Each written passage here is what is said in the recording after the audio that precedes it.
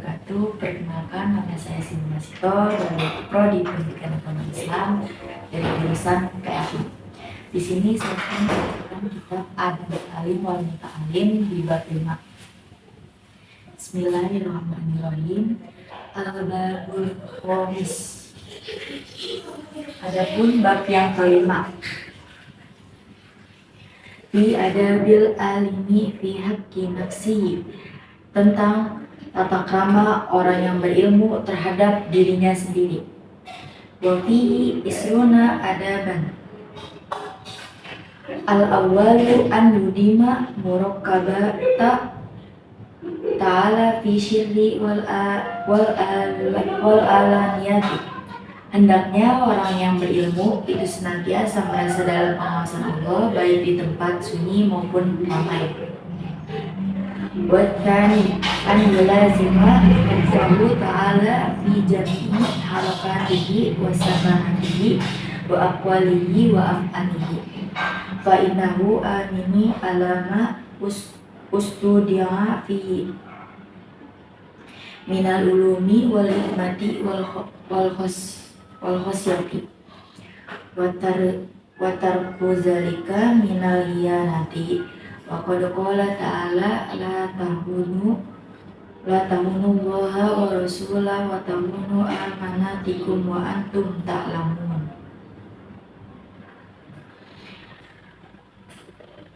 Hendaknya orang yang berilmu senantiasa merasa takut kepada Allah dalam segala gerak-gerik, diam, ucapan, dalam perbuatan, karena sejatinya orang yang berilmu itu adalah orang yang diberi kepercayaan atas sesuatu yang dititipkan atasnya, baik itu berupa ilmu, hikmah, maupun rasa takut. Dan mengabaikan anjuran ini berarti berkhianat. Sesungguhnya Allah berfirman dalam Quran surah Al-Anfal ayat 75. A'udzubillahi minasyaitonirrajim. Bismillahirrahmanirrahim. Ya ayyuhallazina amanu la takhunu wa rasulahu wa takhunu amanakum wa antum ta'lamun. Yang artinya, wahai orang-orang yang beriman, janganlah kamu mengkhianati Allah dan Rasul Muhammad, dan juga janganlah kamu mengkhianati amanat-amanat yang dipercayakan padamu sedangkan kamu mengetahui. Surah Al-Anfal ayat 75. Wa tsalisu an yulazima sakinata. Hendaknya orang yang berilmu senantiasa tenang. Wa rabiul an yulazima wara'an. Hendaknya orang yang berilmu senantiasa bersifat gembira. Wal khamisu an yulazima tawaddu'a. Hendaknya orang yang berilmu senantiasa rendah hati. Wasadisu an yulazima usuha lillahi. Hendaknya orang yang berilmu senantiasa khususnya fokus kepada Allah. Wa mimma kataba maliku ila rasyidi idha alimta ilman fal yura alaika ataruhu wa waqaruhu wa sakinatuhu wa hilmuhu liqaulihi sallallahu alaihi wasallam. Al-ulama'u warasatul anbiya'i wa qala Umar radhiyallahu anhu ta'lamul ilma wa ta'lamul ma'ahu sakinata wa waqara wa qala ba'du salam. Aku alal alimi an yatawaddu'a illahi fi syirrihi wa alami yatihi wa yatarida min nafsihi wa yakifa amma askala alaihi. Yang artinya, termasuk salah satu isi surat dari Imam Malik kepada Raja Harun Ar-Rasyid, yaitu jika kamu mengetahui tentang suatu ilmu, maka hendaklah kamu lihat pengaruhnya, kewibawaannya, ketenangannya, dan kesabarannya. Karena Nabi SAW bersabda, para ulama, orang-orang yang berilmu adalah pewaris para nabi.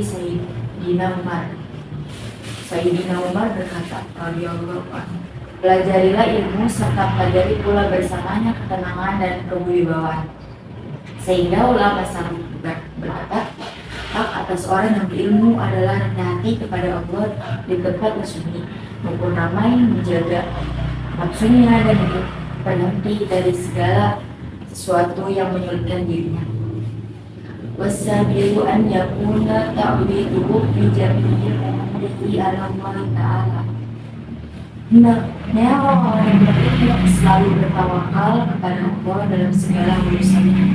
Wasabiru ala ilmahu sulama yatawassalu bihi ila a'radi dunyawi yati min jahi amwali aw sum'ati aw sukhati aw taqadduma alal aqrani. Hendaknya orang yang berilmu tidak menjadikan ilmu sebagai tangga yang dijadikan sebagai sarana untuk menanggapi tujuan duniawi seperti pangkat, harta, kondang, terkenal, dan diutamakan atas teman-temannya. Wattasi'u an la yu'azzima abna adunya bil amsi ilaihi wal qiyami lahu ila izaka nafizalika.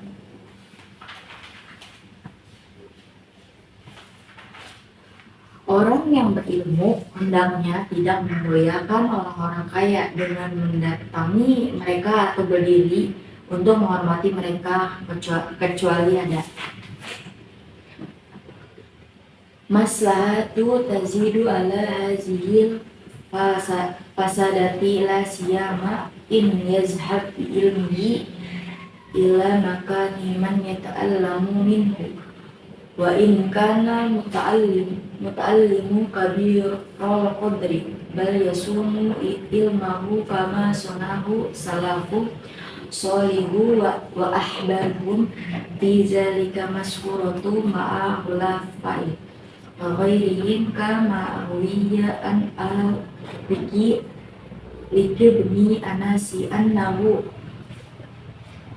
qala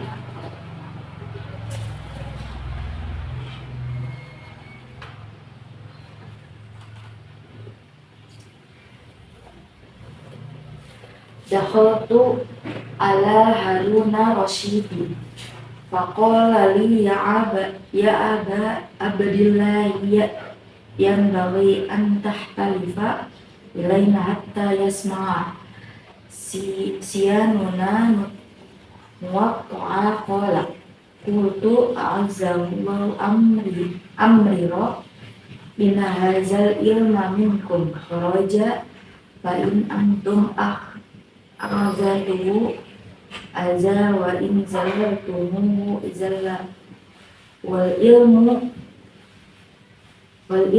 yu'ta wa la ya'ti faqala sadaqta ukhruju ila masjid hatta tasma'u ma'an nas wa qala zukhriyu hawanul bil ilmu an yahmilahul alimu ila baitil muta'allimi fa inna da'at ila zalika daruratu awit tadatku maslahatu raji'atu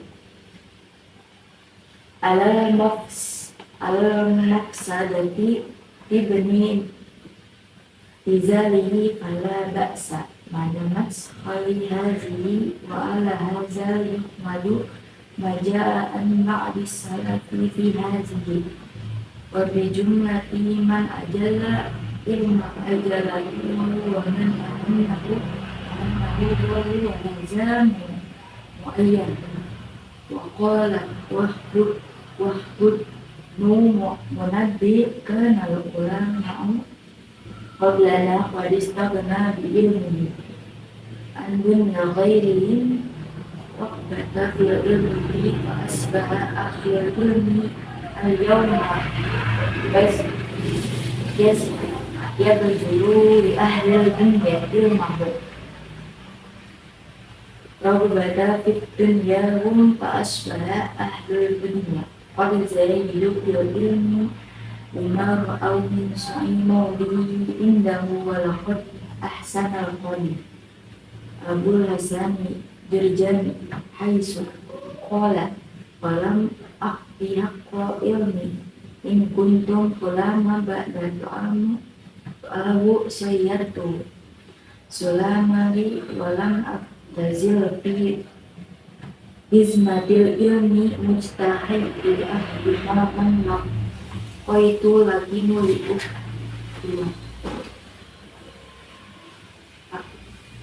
akrisuhu iza wa ajnibi zilati iza qatliba wajahli qadakana aslama walau anna ahlal ilmi sonahu wala azumuhu bin nafsi wa la'azumu walakin alamuhu aman wadanasu muhayyatu bil'it'an hatta tajahama. Artinya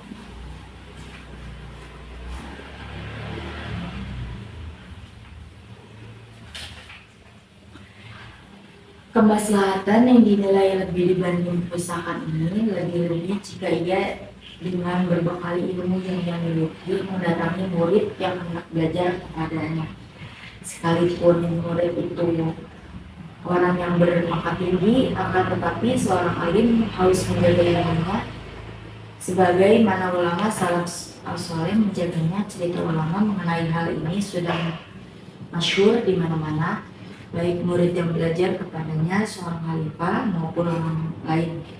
Sebagaimana cerita yang diriwayatkan dari Imam Malik bin Anas bahwasanya beliau berkata, aku mengunjungi Raja Harun Ar-Rasyid,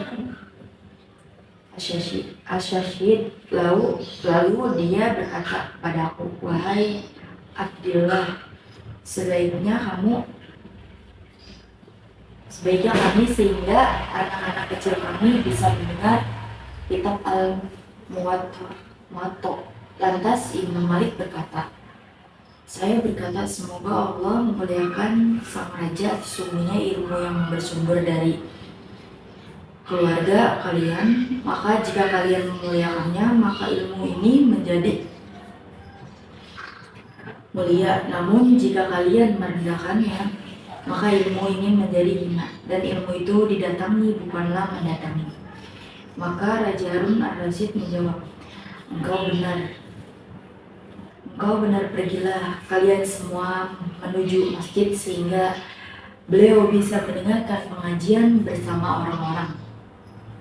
Imam Az-Zuhri berkata, suatu kehinaan bagi ilmu jika seorang alim membawa ilmunya ke rumah belajar, namun demikian atau timbul kemaslahatan yang lebih unggul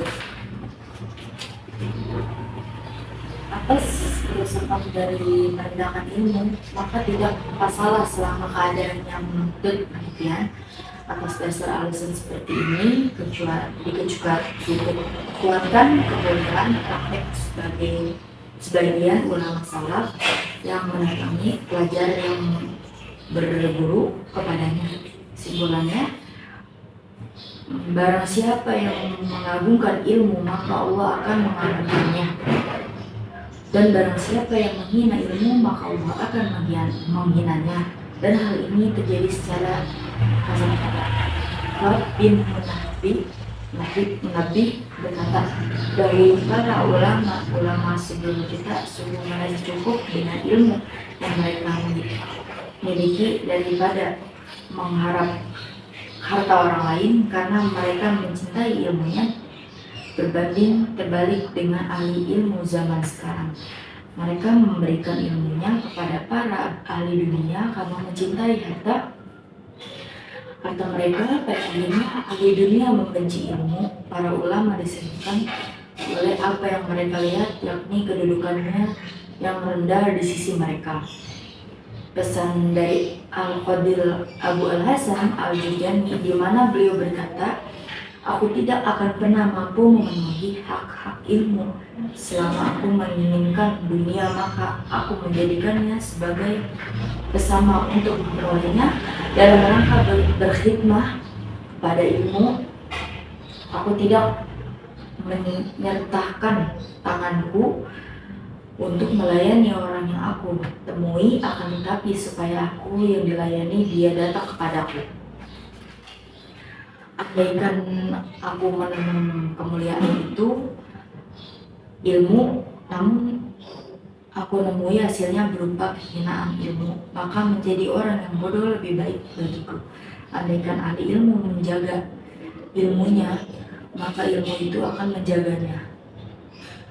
Andaikan mereka mengagungkan ilmu di dalam setiap jiwa, maka ilmu itu akan membalas sedemikian pula. Akan tetapi mereka menghina ilmu, maka ilmu menghina mereka. Mereka mengotori martabat ilmu dengan segala sifat tamak hingga ilmu itu marah kepadanya. Demikian